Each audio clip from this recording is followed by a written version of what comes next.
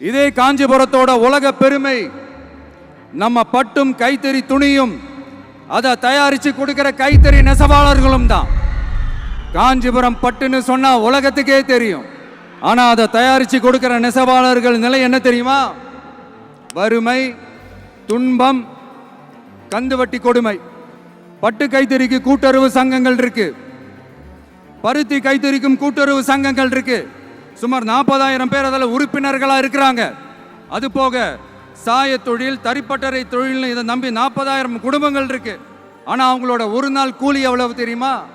வெறும் 500 ரூபா தான். அதை கொஞ்சம் அதிகப்படுத்தி கொடுங்கன்னு போராடி போராடி பார்த்து ஒன்றும் நடக்கல. இதோட அவங்க கஷ்டம் முடிஞ்சுதா?